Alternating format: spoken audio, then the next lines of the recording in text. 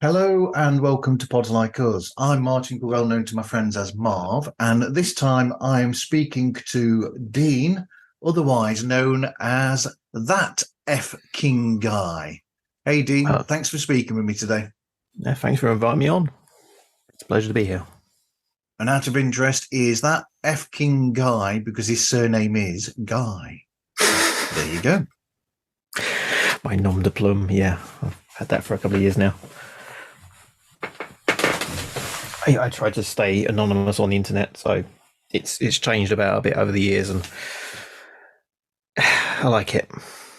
It's the best incarnation of me so far. Right, so that's a secret name then. That's not your real name. I'm guessing it's No, I mean I try to keep the real name off there. I know the way the internet works in terms of companies can look you up online nowadays, and it's like part of the job screening process. So if they go look online and try and find my name on there, it doesn't exist whatsoever, which I'm happy with. I don't mention their names, so I don't get in trouble if I mention them on my daily blog, which I've been doing quite a bit recently. I don't mention where I work, don't know my name, can't get in trouble for it. Well, they've not noticed mine because I've said something nasty about them recently. They promised us a bonus at the end of last year, and we still haven't had it. So I've been working at a place the first time full time for the last 4 years. I've been working part time. Went to full time, and it's just been a nightmare job. I've just been slating it online for the last 2 months, and no one's said anything. So I'm pretty sure I'm safe on that one. But that's a good way to. It's one of the bonuses of being anonymous on the internet. Other people use it to hide behind screen names and so on, but it can be a positive thing if you're not, not trolling people. This won't be going out as video, so there we go. Audio only for this one. So, I mean, we know each other from the internet, from both Instagram and Twitter, because we follow each other on both. But also, I mean, I love your artwork. I love the blogs that you put out, and here we go, totalcultzone.com for everybody listening. That's such a cool site. But also, I mean, as a person who loves podcast, the show that you do, Death Is Not the End, that is such a great idea, where it's basically people pick songs that soundtrack their lives, essentially. Yeah, it's as I was saying before I recorded, actually, it's like an evolution of the show I was doing before that, which was a lockdown podcast, because everyone started one during the lockdown. Just friends getting together, and we did quizzes. Originally, it was supposed to be an interview show with people. It just turned into we're going to do quizzes with mates every week. And slowly over the course of a year, it changed and evolved because people dropped out and were busy and met people online, like internet friendships, podcast community. You meet people through that. They come on, do stuff. The show evolves and gets to a point where I'm not. None of the people I started the podcast with are doing the show anymore, so I did it on my own. I had to think of a concept of doing it on my own. So it was the end of the world, which is a theme in all of my stuff. The world ends and everyone had to, the guests on the show would survive it somehow. I had to write a little story of how they survived it. They had to choose 6 things to go with them on a spaceship, and they go off and represent the human race elsewhere, and then do a quiz afterwards. And that slowly evolved over 2 seasons, where people would come back on. I'd do new stories with their characters in the ships that they were sent off into the universe with. That evolved into the world actually ending on the podcast and me doing an audio drama. Yep. Where everyone was dead and I was made into a god. So yeah, we've gone from wacky quiz show where we did jokes about our entire quiz about Chris Tucker one week to the end of the world, and then the actual end of the world and an audio drama. And during that, I was doing a 3 episodes of the audio drama. Then next week would be inviting a guest on to do Death Is Not the End. Before that was actually the podcast name. And I think a few weeks into doing that, I realized I had something a bit special and a lot different to what I was doing. And yeah, the audio drama kind of fell by the wayside because the person I was working with on that busy life. So it's an entirely different beast to do an audio drama. A lot more work involved with it. Yep. So that's going to be finished off at some point down the line. But I thought, okay, I'll do the Death Is Not the End, but I can't really have the stories being told on that on the same feed as a quiz about Chris Tucker and loads of other nonsense. So I just nuked that whole feed and started again with this one. Put up the 3 episodes I did with the show on the previous one. Did the show myself with a guest host interviewing me, and then started pretty much doing it is now. I think we're up to 8 episodes now. Yep. It's a lot different to what I used to do, and I get messages pretty much every time cursing me out for making them feel feelings they didn't know they had. Right. So, as I'm, I'm a musician. You might not see it. Guitars behind me and everything. So I mean, that's going to attract me initially anyway. So, what would you say is your earliest musical memory? Yeah, I saw this. You sent me through the topics and the questions, and this one I had to think about. It was sitting around a stereo with my brother and sister while my dad played his 45 records, and he'll be giving them to us if we guess the song correctly. That was the first musical memory I could think of. And a little fun and games, but also an insight into my family dynamic of constantly being in competition with each other and always needing to be the best. And that's kind of stuck with my family throughout the years. It's always like competitions between everybody in my family to be the best. And I'm like, I don't really care. But while doing that, there was like a moment where I'm essentially getting everything wrong and don't know anything because I'm like 5 or 6 years old. And then it's like one song I really liked. I was desperate to get it, but my dad wouldn't give it to me because he's like, "Oh, he didn't get it right." But I'm just sort of blabbering and almost in tears at this point. So I really want this one song, and it's like, "No, he didn't get it right." And just him laughing, my brother and sister laughing, and I'm just like, "Yeah, this is like a really traumatic memory." But yeah, that's my earliest musical memory. I did actually look up the song just now before coming on, and it's I Gotta See Jane by R. Dean Taylor. Ooh, wow, that's a deep dive. Yeah, I don't know why I liked it. I listened to it, and it's apparently emotional pop music or something they called it back then.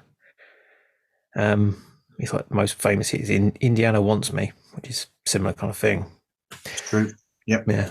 But years later, met my partner. I've been with for like 16, 17 years now. And she's called Jane. So a little bit of serendipitous thing in their life. It's great. Yeah. So what would you say is the importance of, well, I mean, I've put the importance of music, but art of any kind, really? I think the story right there is important of it because I Absolutely, did not remember that at all.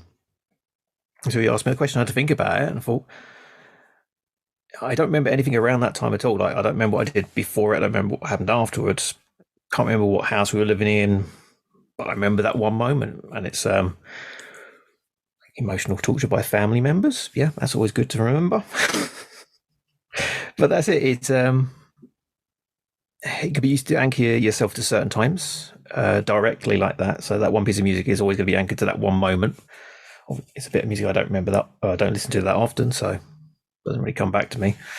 But yeah, you can associate it that way. The importance of it is music which you can retrofit around that, which just remind you of a certain time. Yeah. So it's like memory is always hooked to something like maybe a movie. You remember what it was doing when you watched the movie, or a TV show kind of thing. It's not as, because you've got to be sitting down to watch a bit of a TV show or a movie. With music, you can be out in the street and it starts playing in the background, or you hear as a car's passing you. It's like, oh, I remember that song, and it brings you back to a certain time. So it's always important to bring back those memories and sort of fix yourself at a certain point. And someone who has like memory problems, because the amount of concussions I've had over the years, it's quite good to have those kind of trigger points. Yeah, I get that. But I mean, yeah, you're right. You know, there's certain things about that and about television and art and film where they will take you back to moments, like you said. I mean, there's some harrowing moments in my past that I can think of that, you know, it's sort of like you don't really want to, but Yeah, it's essentially a part of you. Not always the bad moments; it's the good moments as well.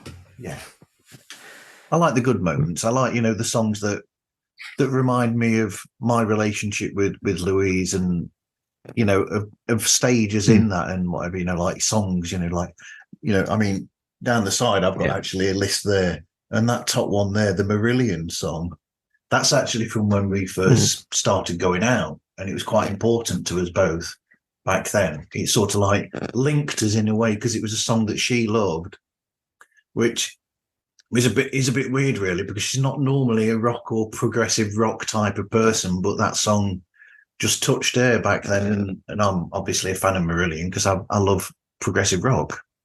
Well, that's it. It's with the show. It's people come with a life story, and I said like score it and have a.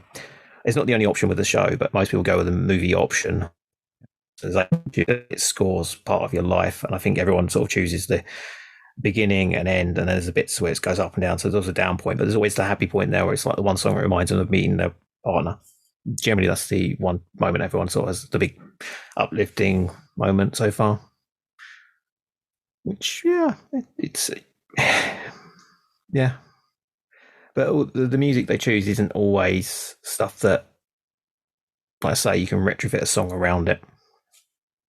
I have a guest on who they chose a song they didn't actually like, but it fit the moment. It would work for a movie. That's the other option, because it's a movie score, so it doesn't always have to be songs that played at the time. It's just a song they listen to, if they hear it now, which I don't think they listen to it that often. I wouldn't hear it that often. It's Mole Historical Society, some track off one of their albums, which you probably never hear in your life. Right. But they heard it, and it's just reminded them of one moment in their life. I mean, there's certain. Yeah. Dear me, I didn't think I was going to be opening up like this.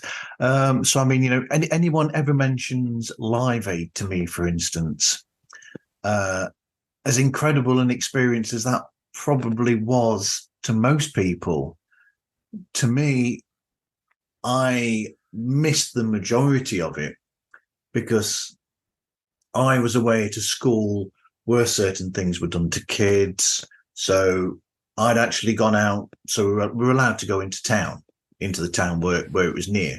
So I purposely, any chance I got, I'd go out into town to get away from that situation.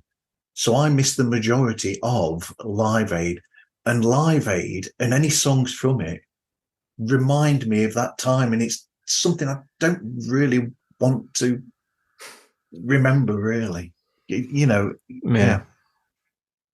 That's what I found with the show. It's some people come on, and I think the current thing is because most of the people coming on are friends, and there is a thing of everyone's come on so far has started crying and like getting really emotional. It's like, I'm not going to cry, but they always end up crying. And it's just the power of the music and actually telling the story with it. It kind of gets them that. Yeah, it's just too much sometimes. But then films as well, you know, you can remember things like films like, you know, I remember it's a dreadful film. I remember seeing the old Pete's Dragon with my dad, because at that point they were both, you know, they were in separate marriages, both my dad and my mum, you know, they separated and divorced. So it was one of those rare moments that I actually got to go out with my dad somewhere. So that's why that film holds a place for me, even though it's not that good a film. Yeah, it's the memory behind it and the meaning behind it. It's like you can like certain things and they have a meaning to it, and it's like, oh, that's not very good. It's like, yeah, it doesn't matter. You can have like terrible songs, like the one I mentioned earlier. It's like, yeah, to remind you of a certain thing. No, Doesn't have to be something you enjoy. Yeah. I bet Sean from Review It Yourself is cursing me that I put Star Trek in on his feed when he was on about Star Trek musicals. Yeah, that's a great song. Used to love that, but now oh Jesus, that's so bad. Yes. Did the firm do something else after that as well? Yeah, I can't remember what was after that. It's gonna be bugging me now.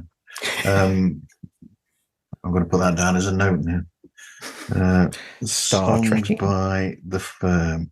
But then the problem is you've got the Firm, and before them there was a band called the Firm that had Paul Rodgers from Free and Jimmy Page from Led Zeppelin. There was a band called the Firm with them in, which is completely different. I'm guessing they're a bit different and better. I'd hope they would be anyway. You'd hope so with that sort of pedigree, wouldn't you? Maybe not as an entertaining video, but yeah. I think there's a couple of members of Mott the Hoople in there as well. I'm not sure. Can't remember the lineup now. So what was your introduction to podcasts? I'm going to be the old man here and say I remember a time when they were just called internet radio shows. Yep. It was that point of you download them off the sites that the people have put them up on themselves, or they would be radio shows, or they clipped out the music and just put them on there. So it's American radio shows, which those two shock radio DJs I had for a while. Yes, Woody, those ones. Do you know which ones I'm talking about? He doesn't know either. But yeah, those they clipped out the music and they put those clips online, and people were like selling them on CDs or putting the clips up online, and you to download them for listening. And yeah, there was stuff like that. When I think there's a sound I always associate with early podcasts. I call it the blog talk radio sound. Yep. It's like really compressed digital sound.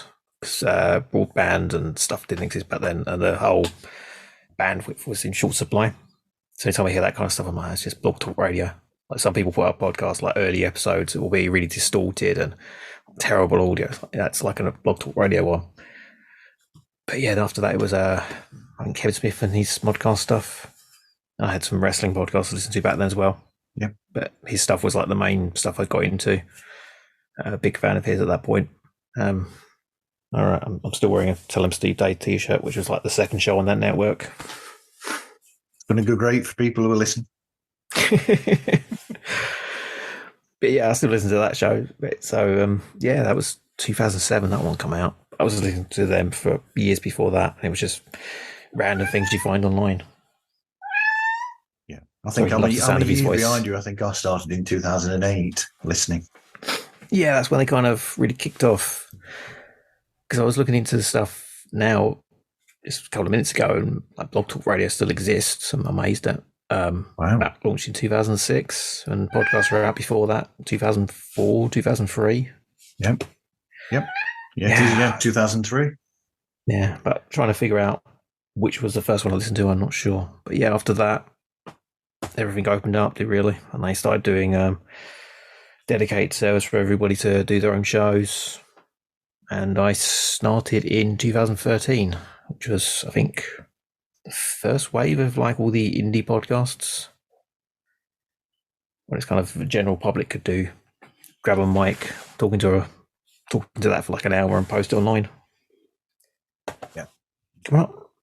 Usually with very little editing. Yeah, that was one of the things I think I got into quite early on in terms of production shows. Yeah, because like cutting out cats meowing all the time. I'm not going to be able to do that. I just stopped doing it recently because like a big traumatic event recently. I'm not going to cut the cat out of anything anymore. It's not a podcast without a cat or a dog in the background.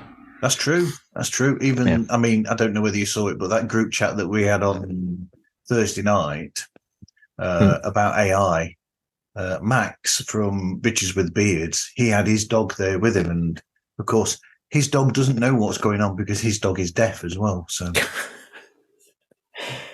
Yeah. I think the person I was doing the show with at the time had like a dog though that would like completely disrupt the editing process all the time, like recording stuff. So that would always have to be cut out because it would be like 5 minutes of just random barking and stuff. It's like, okay, no one needs to hear that.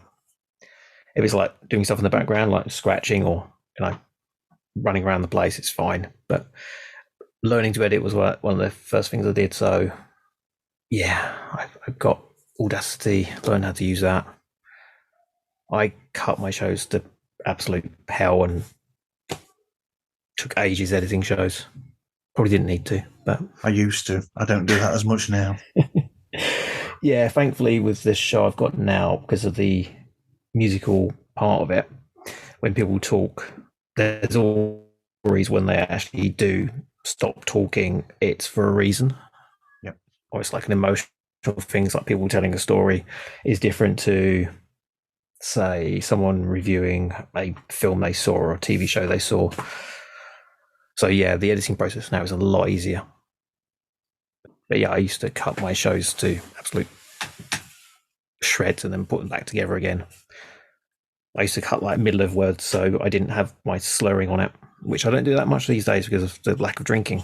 Right. Bonuses. I mean, you're right. You know, I've always said that my first podcast that I listened to was either one or the other of, Film Sack or Punky Radio. But I actually think I was listening before then, to be honest. But you're right. I don't remember what it was I was listening to. Quite often it'd be something on one of the when I get the chance, I do like to actually listen to some of the biographies that the Beeb do when they've done, because I know they did a really good one on Kraftwerk that I really enjoyed, and surprisingly, I found one on there about Yellow Magic Orchestra as well, which I was absolutely shocked that anyone had done a biography about them. Yeah, I mean, overlooked band. Well, if you look at the history of like radio in general, there's all these little shows they used to do like that, where it's like biographies and audio dramas. They are all posted online now, and they're just pretty much all podcasts, aren't they? And back then, you could sort of pick them up on certain sites. Copyright laws not enforced as badly as they are nowadays. You found a site where it's like, we've got all these audio dramas from the old BBC radio. They just dump them on the site. Do a mass download in the Win app, WinZip file. Listen to them on your real player, or upload them onto whatever MP3 player you've got. So yeah, all that stuff. But it's.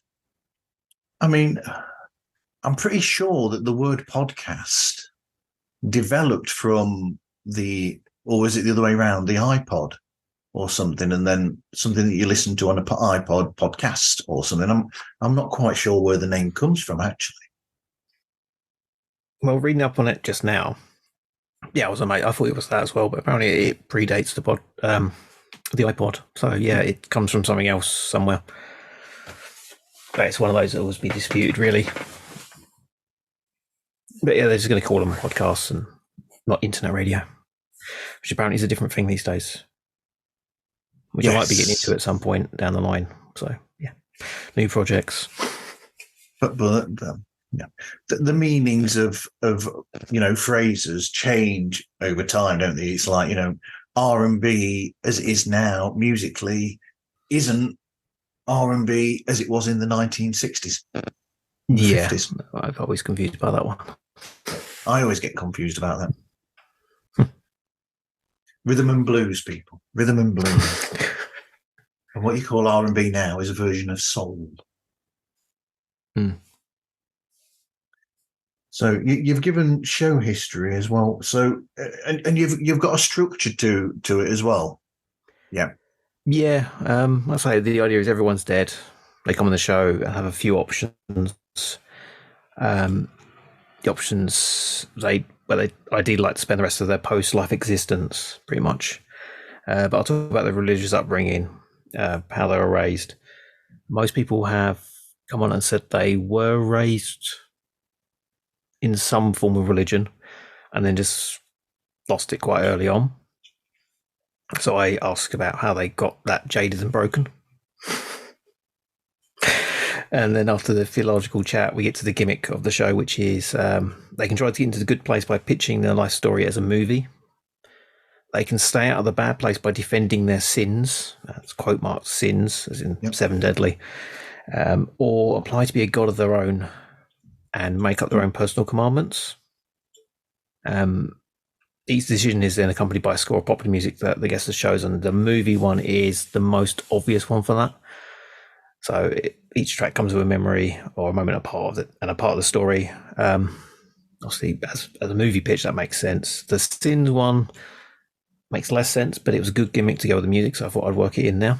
It's mostly about seven deadly sins, and they base the music around the sins.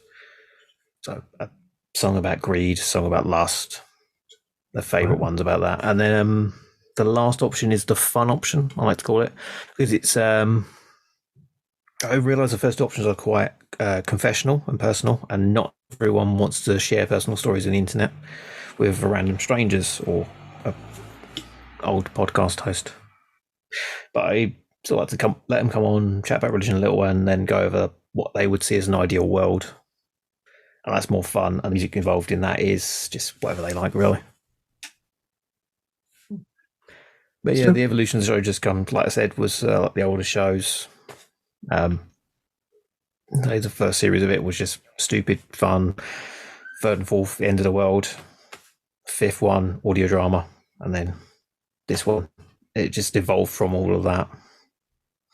But the evolution of the show, I mean, I'm sort of getting the impression that it will continue to do that because it's the evolution of the show that's keeping you sort of involved in it in a way, or keeping your interest in a sense. You're evolving it to, as you evolve as a person in yourself, the show is evolving around you, essentially. Yeah, I mean, my brain works like that. I don't like. It's like I do the artwork, I do writing, and I bounce between everything. I get bored very easily. So when it comes to doing shows, it's what works for me at the time. And yeah, it has evolved from that, and it's. I'll say this is the biggest change in 2-3 years. Whether it evolved beyond that, I'm not sure. Whether I'll just keep doing this and other projects on the side. But so I've got other plans for other things. I do another podcast occasionally called Podcasting is Fun, which is a response to one of those people online getting very snotty about like podcasts in general. It's like, oh, you need to have this, you need to have that, and the show needs to have this much editing. And I don't see it that way. No. I see podcasting as anyone can do it. And if you want to do it, you should be able to do it. Just go for it. You know, not every show is going to be for everybody. There's like there's 2 million podcasts in the world.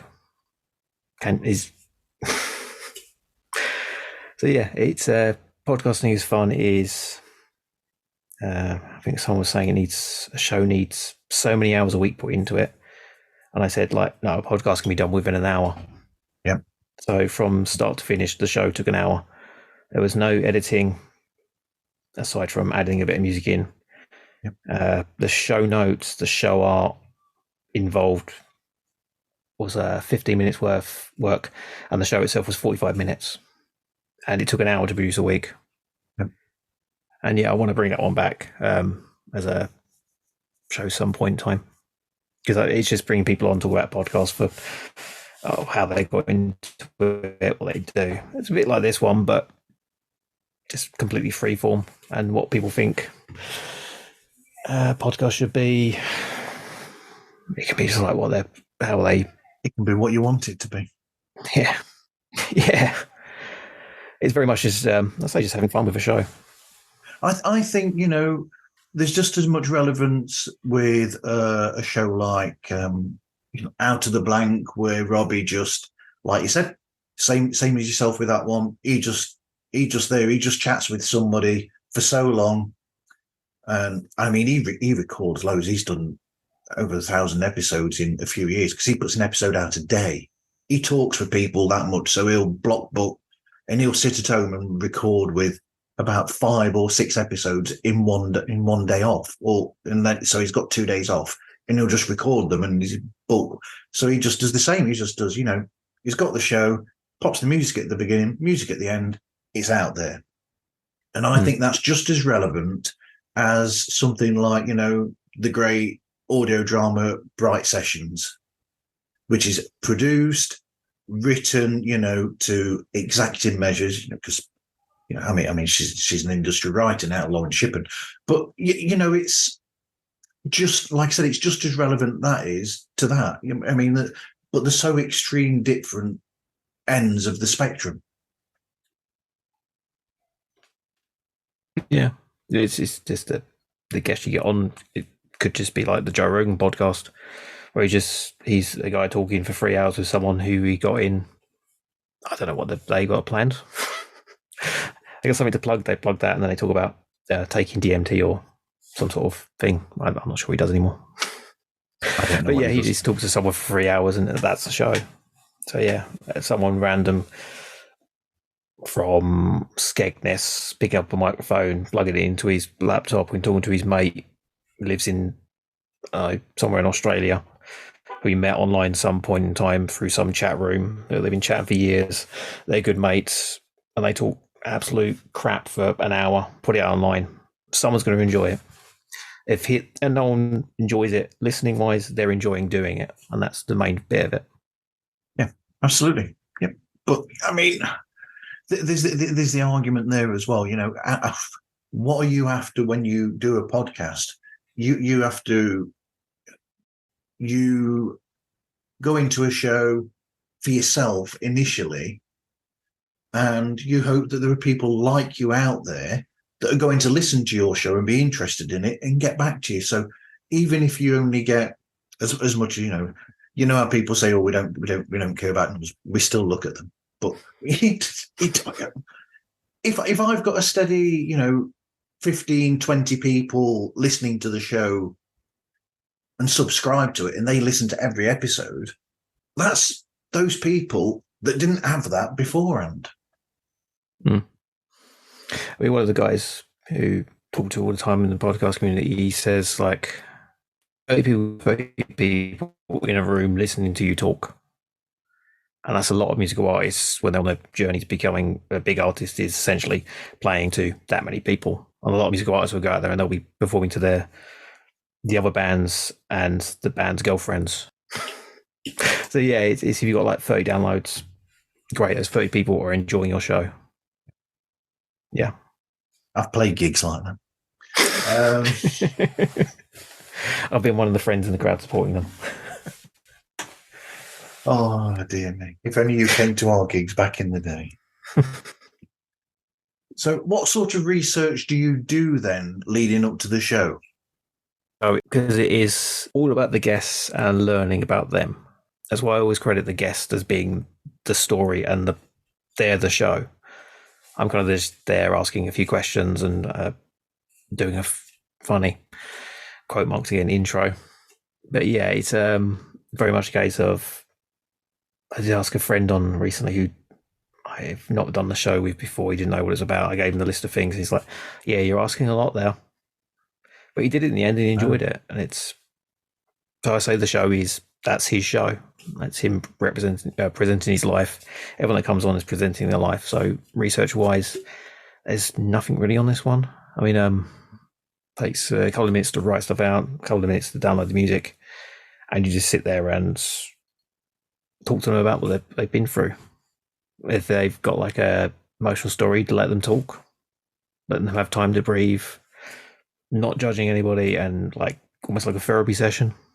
They can sort of talk about stuff if they want to. If they think they're going too far, just going to leave them to it, and they'll change course if they want to. Yeah, I mean, there's probably a bit more work involved in the when they go for the God application one. But again, that's the fun one, so I don't mind that one. So it's a catharsis for them, isn't it? Mm. But yeah, it's a lot different to what I used to do with the. I used to do a show called Are You a Dead, which was it's a quiz show about dead celebrities, and it'll be, I think, 3 rounds and a bunch of questions in each round, and all the questions you'd have to figure out, and then you'd have to make up, because it was a multiple choice. You had to make up answers to each question, which also needed to make credible, be feasible to be an actual answer. So it actually created a challenge, and that would take close to 2 days to write. Wow. Which I'm glad I'm not doing anymore. It would also involve an absolute ton of editing. I did one Christmas, New Year special, I think it was, with 8 contestants and a whole bunch of questions, and it took ages to write and edit. And yeah, I think I'm going to do another show eventually, exactly like that, but maybe make it a little bit less. Because you'd have to go through all the celebrities, figure out when they died, write a bit about them. Because it was not mocking dead people, it's kind of celebrating the life, like celebrities you didn't know about, minor celebrities who've been in films, which is like, that's amazing. You mock the ones that are like serial killers and bad people. But yeah, it's like a tribute to celebrities you didn't know about. But yeah, learning about them, really interesting stuff, but a hell of a lot of work. Yeah. Speaking of editing, did you notice on the clip from tomorrow's show that I've got an editing job there, because all of the guests were all in the same room on different microphones. So I've got bleed through of other people talking on these microphones, and I'm trying to edit it so that, you don't get bleed through from somebody else, because it causes phasing. Yeah, I used to record in the same room as someone, and yeah, it doesn't really work as well when you do it like on Skype. It's got the same feed, so it's like, yeah, it's awkward. Yeah, I think the remote podcasting recordings are so much easier because it's always on 2 channels. Being in the same room's great because you get a better reaction off someone, but then if you have to cut something out or edit around, especially back then, I slurred quite a bit. Yeah, I would always feel self-conscious about that, so I'd try and cut them out. But at the same time, I was also drinking a lot during it with the person, so there was a lot of slurring there as well. Absolute mess. But yeah, it's a better chemistry if you're in the room with people. So if they're all in the room doing the podcast, it's probably an amazing kind of atmosphere. It definitely adds to it, but yeah, editing wise, nightmare. Well, it teaches me a lesson, because I know now that if ever I do it live in person with someone, I'm going to make sure that the microphone has baffle at the back, so that then I don't get anyone else's feed, basically, or voice through onto that microphone. It just gets each individual person's microphone then. So it's a lesson learned. Yeah, always learning. Always learning. So how do you actually decide the guest, and how do you get hold of them? I mean, do they come to you, or do you have to go searching for them, or is it a mix of both? Podcasters are always up for doing a show. Yeah, because podcasters want to guest on our podcasts. And then you have friends who do it at the drop of a hat, who I like to. Oh man, it sounds bad because you leave them to the last minute. It's like, yeah, do you want to guest on my podcast? And I go, what happened? I want to guest drop out. Oh, I'm the last minute choice, am I? It's like, yeah, but those are your friends. They're the ones who will step up to the plate and do a show last minute. And I go, so what's the subject of this? Right, I have to write something for you. I did it a couple of weeks back with someone, and it's like, yeah, what happened? A guest dropped out. Okay, right. When do you need it by? In 2 hours. Okay, I was thinking of a rant around the last 45 minutes in 2 hours. But yeah, it's mostly podcasters and friends at the moment. The guests I'm having on, which are a bit outside of the podcasting circle, are like older friends.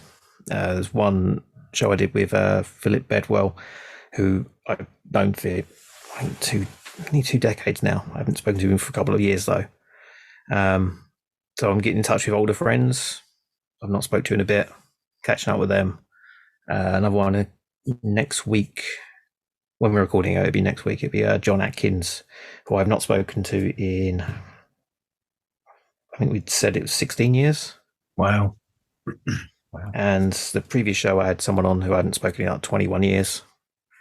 So just get in touch with him. I've spoken to him a little bit online, like occasional conversations through comment sections, and said, do you want to do my podcast? Chance to catch up.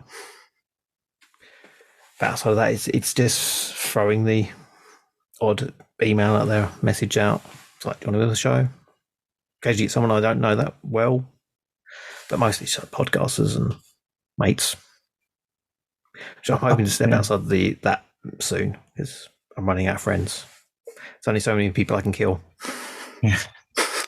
I mean, I pulled a surprise on my younger brother because I needed an episode of Pods Like Us. And so, I mean, he doesn't make a podcast or do anything, but he listens to them. And I thought, I need a podcast. I know what I can do. I can somehow or another get him to talk about his own listening or his own, what he listens or watches on YouTube and those sorts of things, and then build a show out of that. So I started the Zoom chat, and he said to me, he says, "Oh, it's recording. It's recording." I said, "Well, I'm hoping you might say something I can use." Yeah, those are the shows that probably get you the best ones. The best responses. People you're not expecting, people who haven't done the shows, they always kind of bring the enjoyment because they're new and fresh. But none of my family now want to go onto Zoom with me because they think I'm going to just be recording for a show. Yeah, I don't think any of my family actually know I do a podcast, so I'm okay with that. If they knew, they'd probably start their own podcast and say it was Bell. There we go. They'd be wrong. They would be wrong. So recording and editing, you've sort of touched on that. We're recording and editing. So what's the full deal then with it? Is it just basically, like you said, record, top and tail it with them, and put the music in and the bits in here and there, and then it goes out, or is more to it than that? Yeah, there's a little bit of editing, like cutting out when the conversation at the start of it. You can cut that bit, like trim it up a little bit. There's occasionally breaks between songs, but yeah, it's very much a case of, at the moment, once a song plays and they're talking, it just stays, and I just listen to the whole thing through. Occasionally, I'll send it over to the person who's on the show and say, like, "Is that okay?" And they'll say, "Can you take this one bit out?" I've had it once where it's like just one line they said, and I just say that and it'd be fine. But yeah, editing wise, it is very simple these days. But yeah, it's like I say, vast different to what it was, especially a lot different to the audio drama. I say that's a monster of a job. I've had an entire section removed before of a podcast and sent back to me with that section removed. Was it the good section, or was it that one? You couldn't figure out why they wanted it out, or they just having a go at someone? They do a show with a celebrity of sort, So the whole thing was, I think he was telling a story about an incident where he was with this person on a trip out, on a night out, shall we say. And so, not that there was anything really, risque or anything about it or anything nasty or whatever. It was just the fact that he just thought there's a certain privacy to this person, where he was saying that he just thought himself that perhaps it was best not to have that in there, because it is a behind the scenes and, out of the public eye sort of thing. There's the whole, you're celeb here, and then your private life's there, and there's the whole mixing of it. And that's why he did it. Was basically, he was just saying, he just thought it was not right to have that personal encounter between the two of them, or this personal incident between the two of them, put out there, really. Yeah, I can see that. I can see why. Yeah. I think the biggest disappointment I had with the last show was one episode with someone, which it went okay. It was a good show, but the interesting conversation happened after the show finished. It was like an hour-long conversation about stuff, and it's like that would have been really good if that went out. I've had that It before. made the show a lot better, but I stopped recording at that point, and it was a very like personal thing. And I'm hoping I can get them back on to talk about that stuff eventually. But that's very much what the show is now, whereas people are getting more personal and sort of going to detail about stuff. And it was like that. But yeah, that's like my biggest disappointment about the last show I did. It was like that one episode was like that. Could have been so much better.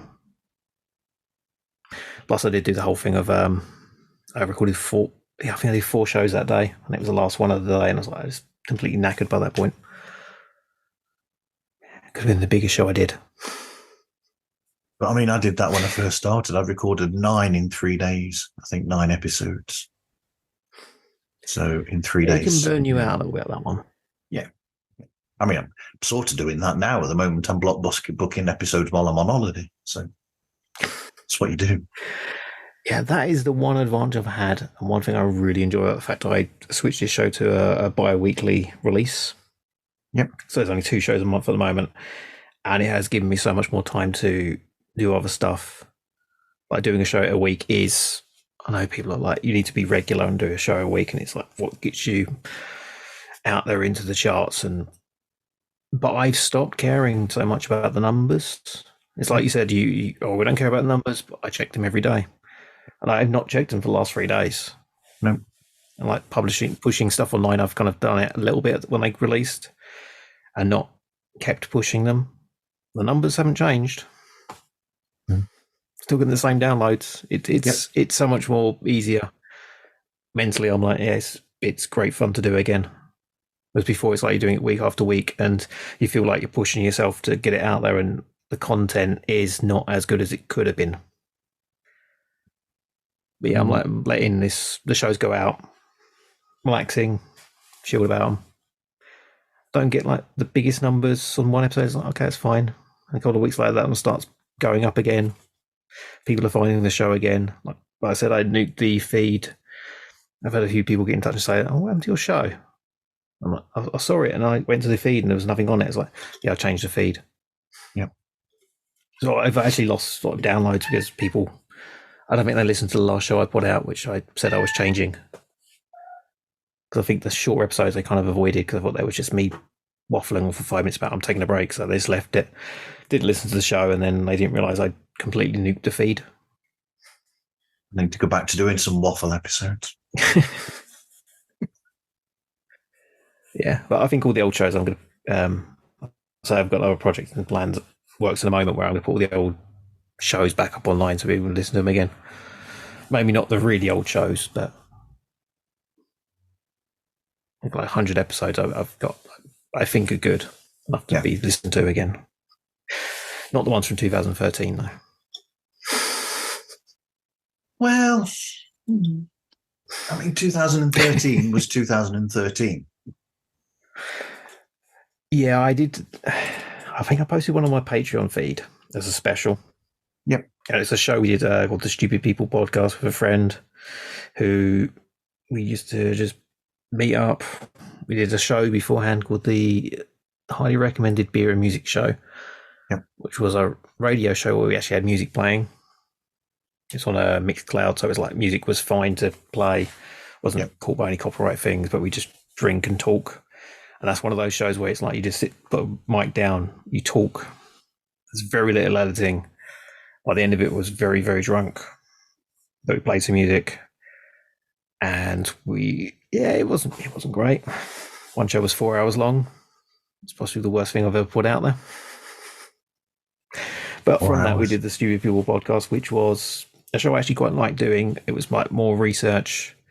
We'd find a topic at the beginning of the week, learn as much as possible about it, and by the end of the week, we'd meet up, do the show. I put one of them up online, and it had 1 or 2 lines taken out of it because of certain words being used, which aren't acceptable these days. Yep. And the other shows are probably sure have the same sort of thing in there. And it's like, it's a different world. We've grown. And it's like, you could put a disclaimer at the start of the show, the episode saying, yeah, certain language is used, and we apologise for it. But yeah, it's best just leave it alone. It's like you grow as a person, you realise, oh shit, we shouldn't have said that. But again, evolution, we learn. Sometimes I just leave it be because, some of the guests, like the first time I let it go was I had an episode with the guys from Bad Counsel, and they are very out there anyway with what they speak about, the whole thing, because they talk about people sending questions about, I'm having a problem with, various types of kink or things, and they'll go into extreme detail of it and whatever. And I'm thinking, there is no way I'm going to be able to do an episode with them and keep it clean, essentially. Yeah. It would have been promoting who they are enough, would it, really, if I'd done that? Yeah. Well, the thing is, some people go out there and they be like as offensive as possible, and they get listeners from being offensive as possible. Like you see, all the podcasts have popped up over the lockdown. There's loads of the drinking with their mates podcast, which you kind of read the stuff they post, and it's like, yeah, you're obviously trying to court controversy there.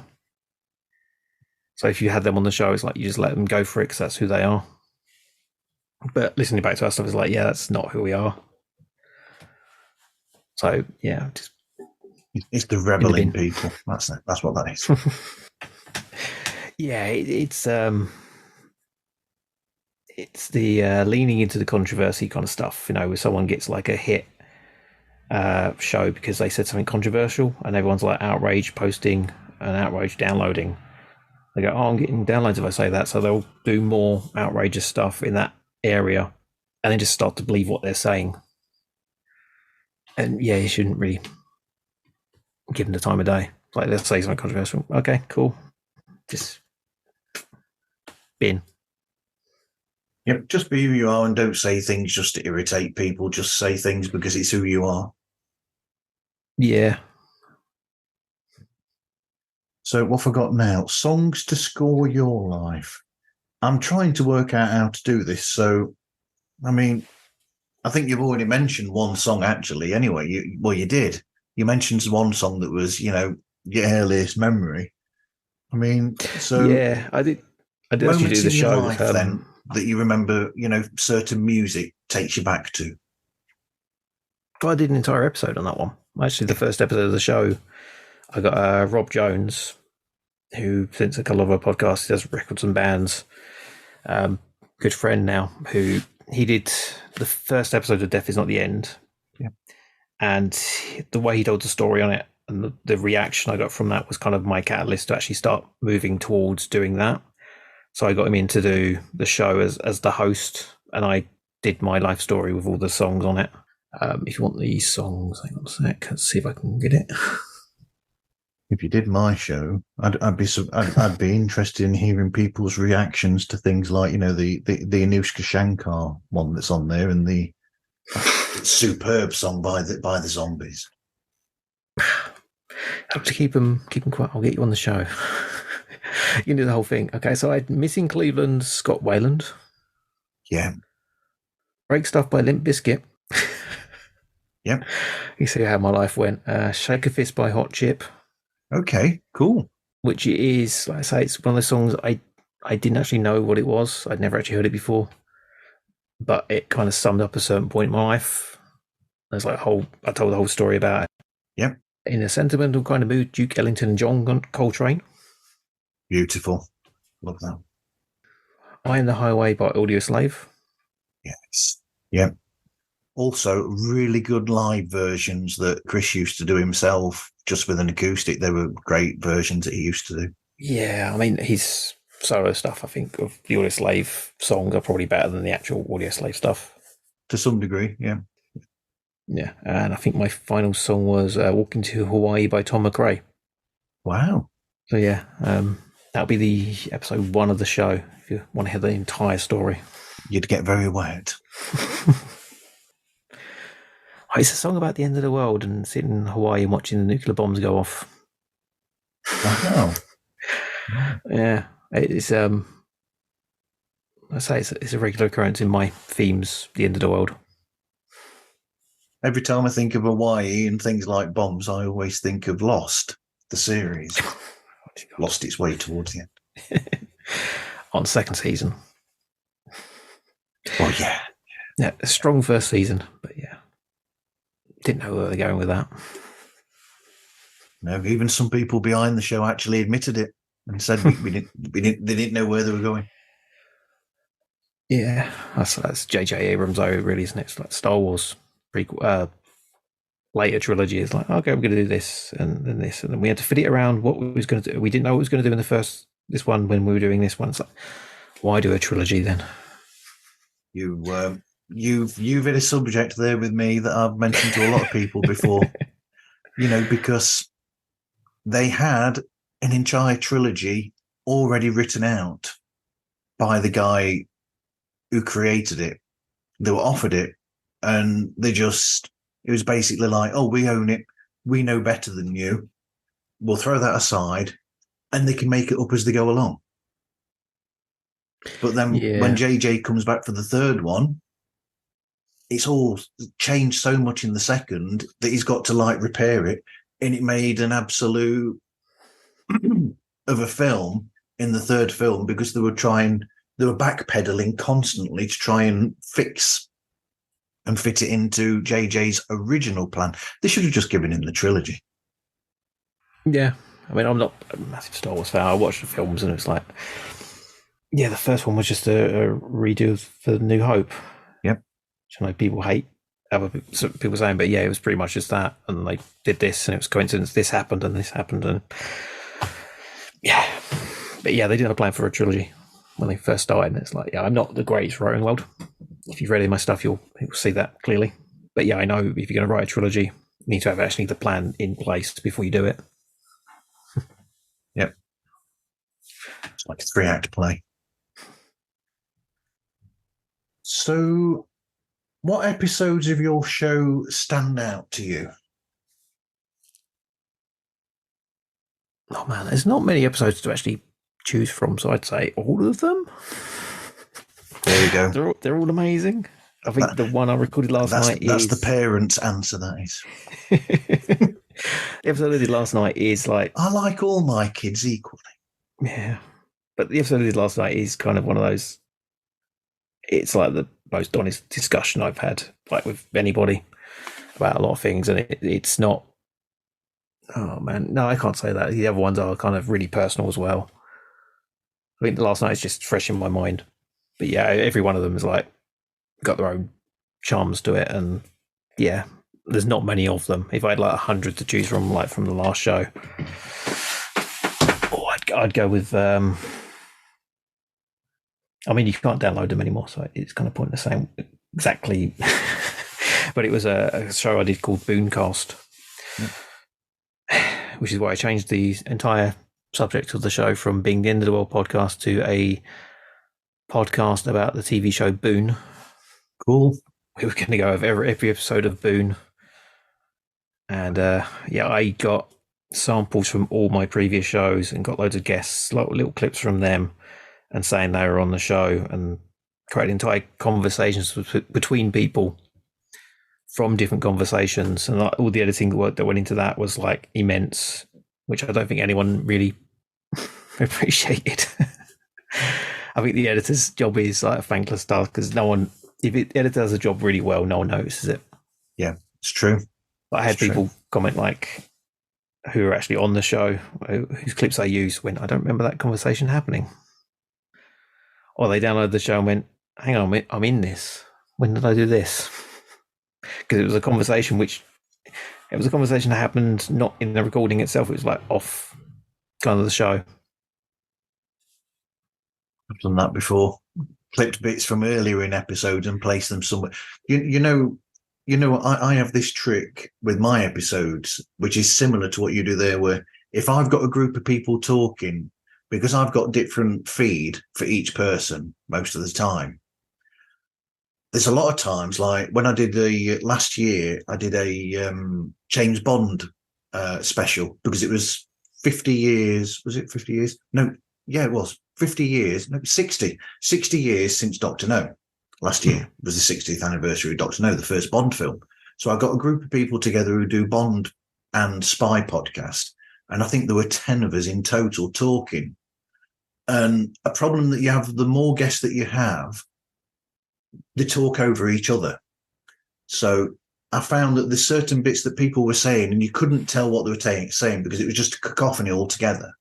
So I took bits out, and in sections, I expanded the episode essentially because I liked what this person was saying over the underneath that person there and this other person there. So you had 3 little bits or something that I thought were brilliant. So I added like an extra 30 seconds there in essence, and expanded on that and made it sound like a coherent conversation. And no one would know you did it. No.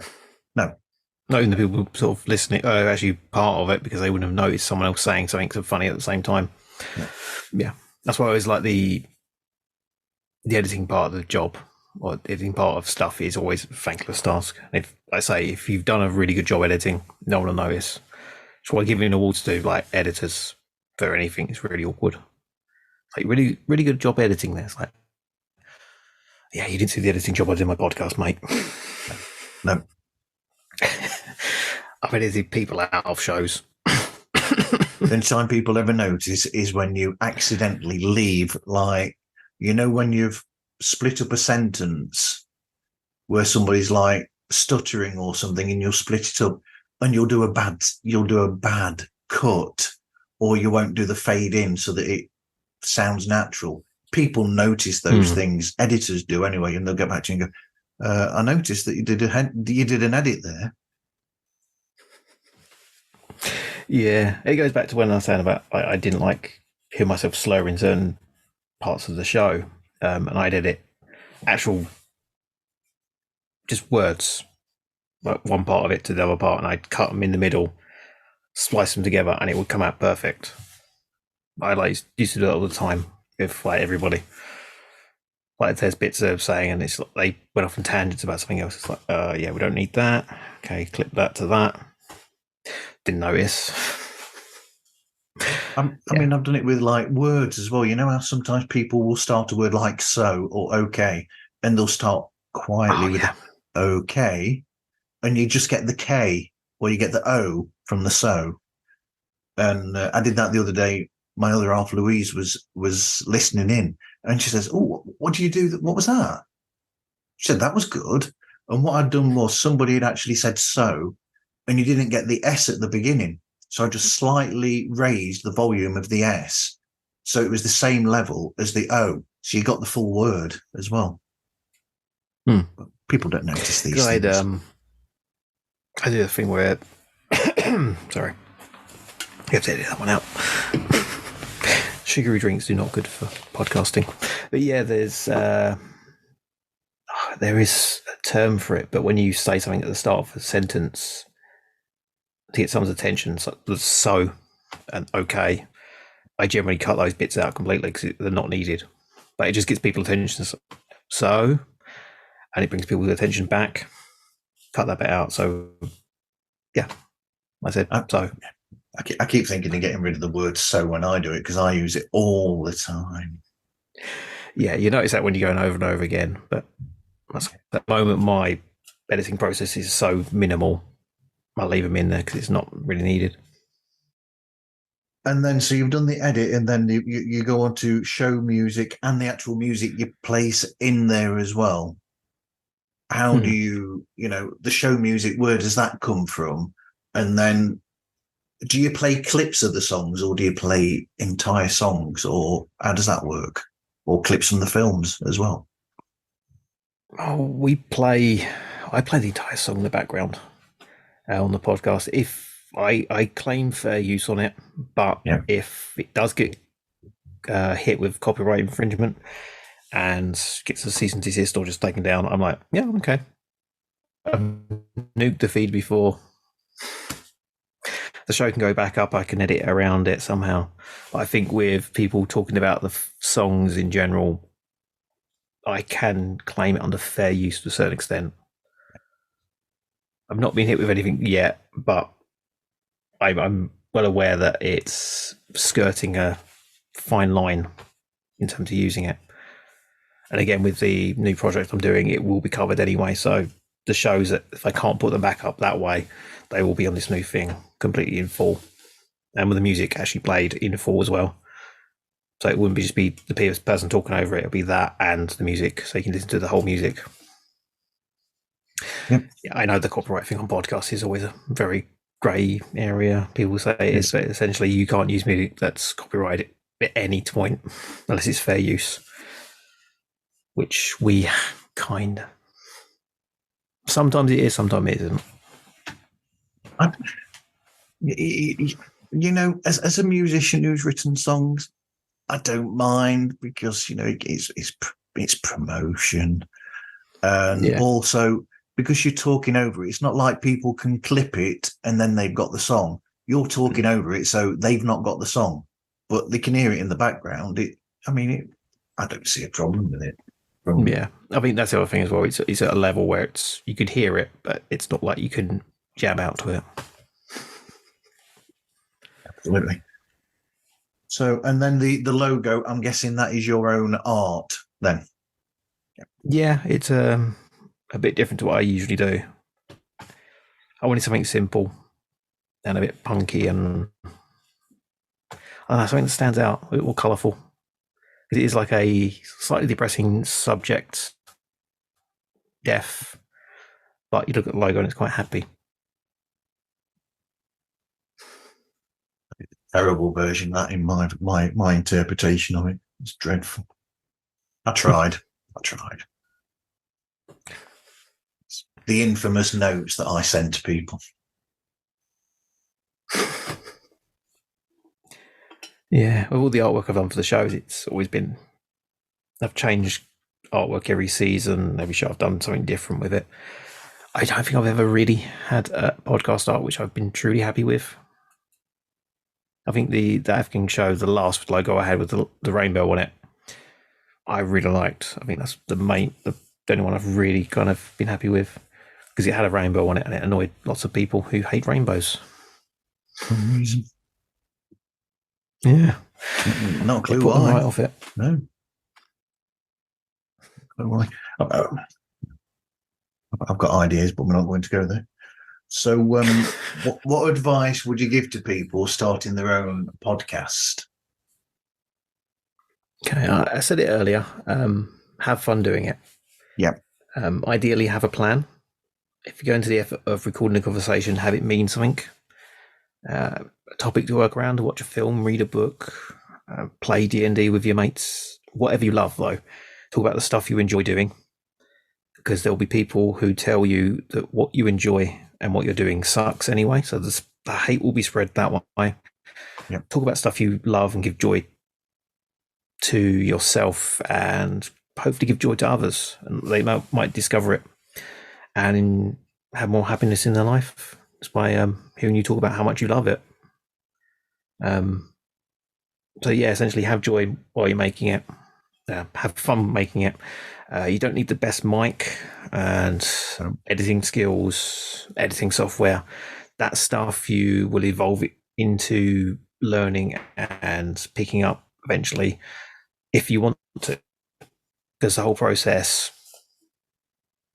if it's a joyless process while you're doing it, like, oh, I need to have this mic and I need to have this mixing board and I need to learn how to edit and buying loads of stuff and it's like a pain to buy the stuff.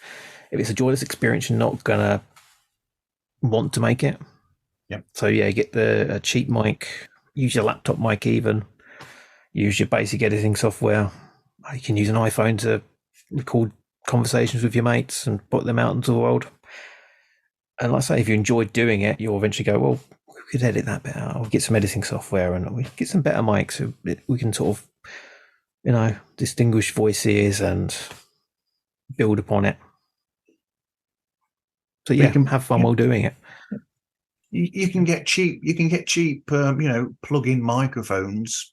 I've got one over there somewhere that I don't use now because I've got this here, and so. But you can buy like a microphone that plugs in for about £25 from that place that begins with A and has a Z in the middle and an N at the end. Yeah, I mean, no advertising. I've got like what's it, a Rode? No, I'm just going to check my mic. A bit of noise, I think. Was it a Rode NT now? I think I bought it because I had a bit of money recently going to meet, and I was like, well, okay, I'm going to buy this fancy mic. I'm going to try and do a bit of voice acting work, which you kind of need to have a good mic for. But before that, I was using a Zoom voice recorder, which is like a mobile voice recorder. Bought it when I started podcasting, like I think 9 years ago. Yep. I've had it for 9 years. They no longer make it. It's not specifically made for being a microphone, but it's got a headphone jack, a microphone jack, which can plug into your laptop. Used it for years. I only just recently updated it. I've got a friend who has, like you say, a £25, £30 mic from that place. She uses that to do a Twitch channel. She makes a ton of money for a Twitch channel, has a ton of subscribers. It works great. It's if you're going to do something like super professional and need to have like that perfect sound, no background noise on it, you can buy all the equipment if you want. But if you're just talking to your mate, anything will do. Absolutely. And I think, don't look at the numbers. Don't look at numbers ever. Don't bother buying downloads either. If you get so many listeners, they're people that are interested in you. If you get subscribers, doesn't matter. It's a bit like, I was going to carry on with this earlier on, when we were on about the documentaries that we had on the Beeb, on radio stations and whatever now that are basically it's been altered now and they've become podcasts, essentially, that you listen to online.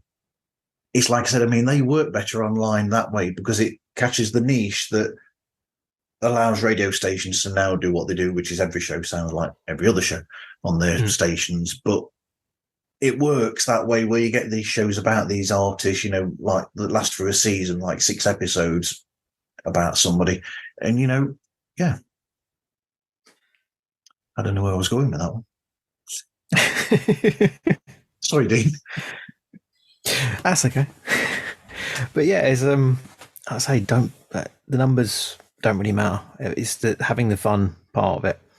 When it starts becoming like you get the numbers, feels more like a job. You put more into it. As long as you're having fun doing it, keep doing it. If it starts to feel like it's a hassle of doing it every week, and you look at the numbers and there's like no one downloading it, and you're like, okay, I need to do this, and you buy more stuff, and still no people are downloading it, and you push it more online, you pay for adverts, and then it becomes a job that you don't like. Yeah, so just have fun with it. Don't make it something that you could end up hating. Because if you're paying all that money out to go and do that, and you're not, then you're just going to really, it's going to send you on a downward slope going that way. Yeah. I think I've had this thing recently. I'm just calling everything an award-winning podcast because people are doing them. You're a winner if you're doing it. Yeah, everybody deserves an award for making it, I think. I haven't included this on there. I should have. I don't know why. But what shows do you like to listen to yourself? Ooh, okay. Regular start of the week listening is mute my mic for a second so I cough.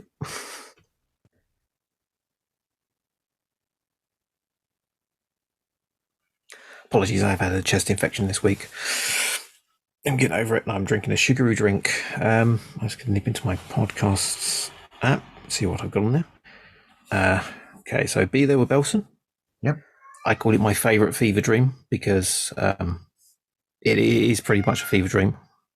Dan and Gavin Belson. Gavin, quite down to earth. Dan, on his own planet. Yes, Buzz. That's the other cat. See, 100 things we learned from film. It's like reading the trivia section of IMDb, which I do quite a bit, but much more entertaining. Cult connections, like cult cinema, cult TV shows, books, music, like links 3 of them together. So much stuff I never knew existed, or stuff I learning about stuff I knew existed, but made it, it just makes it interesting. Yeah, Hallmark of Greatness. Yep. Where they watch either terrible movies made by Hallmark, which sound amazing, but I'm sure are terrible. Like I said, I should really watch that. Went, no, don't. It's awful. But they watch these films, and bad films I enjoy, and people talking about bad films is more entertaining than people talking about good films to me. It is, yeah.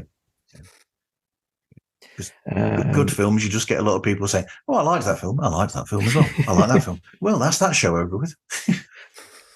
The After Movie Diner. Yeah, it's John Cross, who's been doing this for, I think he's doing it longer than me. I think, and he recently he started his second season because he's like umming and ahhing about actually doing the show anymore. He's like so sporadic with releases, but he used to do it every week. We kind of connected way back when I started. The Pod and Family hashtag on Twitter. Yeah, that used to be an actual group of people who got together and started a group chat with everyone. They started thinking up the hashtag. They made up the hashtag. It was like 20, 30 podcasts. And everyone would just retweet everybody, and it got to the point where everyone was just using it, and now it's kind of meaningless. But yeah, it was like through that we got together like 10 odd years ago. And yeah, he's gone through, Christ, I don't know how many episodes he's done now, but at the moment he's just kind of releasing whatever so often when he feels like it. I think his recent show's got William Sadler on it. Right. Quite a big name, like interview. He picks up people like that occasionally. Just chats to them. That's that show. Like I say, he's having fun doing it. What the F do you want? Yep. It's always good. People come on and just say what they effing want. Generally evolves into a big rant about stuff. Always good fun. Always good. And modern escapism. My guest last night, I was talking to the show about a couple of weeks, was one of the hosts of that show. The show is about pop culture and gaming and modern films, which I'm not into, but I like some of the stuff they talk about. It sounds interesting. I like what they talk about. It makes it sound like I want to play these games and watch these films. But yeah, it's the community that revolves around the show, which is what brings me to it, because they have a Discord, which is just full of great people. It's all uplifting, all positive.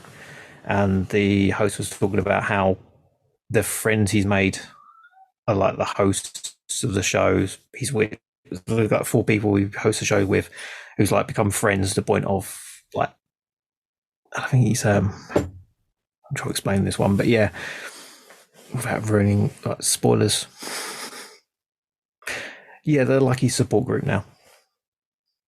They become family, and it's just people that he's met online through the podcast community.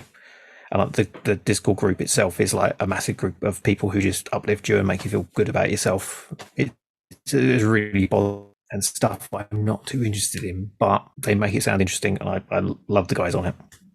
Yeah, I think a lot of the shows I listen to, I'm really good friends with the people who host them. Yeah, and yeah, that sounds a bit like favoritism. I'm pushing these shows. That's fine. That's why I asked. But yeah, that's it. Yeah, they need pushing. That's it. I do listen to like a lot of the bigger shows, but yeah, it's they got their own following this time around. That's it. So yeah, where can people find you and get hold of you then, Dean? That'll be totalcultzone.com. As I said, social media is always changing, so it's best to have like a landing page for everything. Social media, yeah, I'm probably on X, whatever that is. I'm on Threads, whatever that is. There's a link to my Patreon on there as well, which has got a daily blog, which is a lot of brain farts, but there's some art in there. Quite a bit of photography last couple of weeks, which is another one of the things I randomly do occasionally. Some great artwork and photos on there. of things I'm putting on behind the paywall, but mostly it's like the daily log is free. You can keep up with my adventures on my terrible, terrible job, which thankfully come to an end yesterday. So hopefully get more interesting and more artwork will be on there soon. So anyway, thanks for speaking with me today, Dean. Thank you for having me. Sorry I'm a bit rambly, but yeah, that is my brain. If you're not going to edit it, this is, that's my brain. That's why I like editing stuff so much. If I start rambling about stuff, so okay, yay. I can send you my edit if you want to have a look through it when I've done, if you like. Anyway, you can find Pods Like Us on X or Twitter or whatever you want to call the bloody thing. Threads, Instagram, and also through podslikeus@gmail.com. Thank you everyone for listening, and hope you listen again to another episode of Pods Like Us.